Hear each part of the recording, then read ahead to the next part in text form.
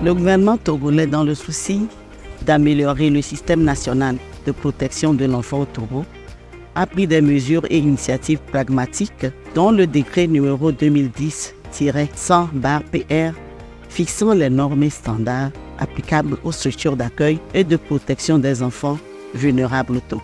L'objectif visé en adoptant ce texte est de donner des directives, non seulement en termes de services à offrir aux enfants accueillis, à savoir santé, éducation, assistance juridique, sécurité, prise en charge psychosociale, mais aussi en termes de responsabilité de la qualité du personnel d'encadrement et de la qualité des infrastructures d'accueil.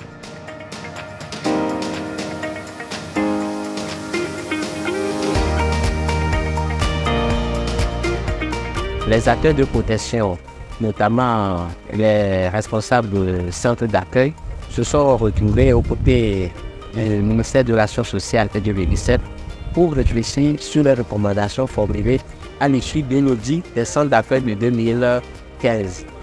Je tiens à noter qu'il y a eu des centres performants, certains centres effectifs. Nous avons parcouru toutes les recommandations qui ont été formulées et nous avons essayé de faire le point sur la mise en œuvre de ces recommandations.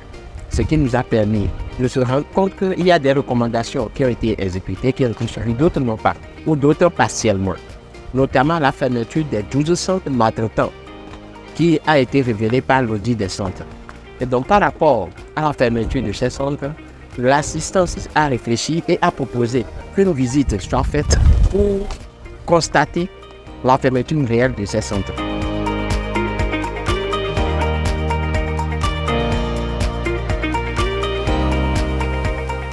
Les échanges nous ont permis de faire des propositions concrètes qui sont adressées aux décideurs, notamment le ministère de l'Action sociale, afin que des mesures idoines soient prises pour faciliter la mise en œuvre de ces recommandations. Nous avons plus travaillé sur le renforcement de la qualité de la prise en charge des enfants dans les centres d'accueil. Nous avons pensé aussi au processus de désinstitutionnalisation progressive des enfants.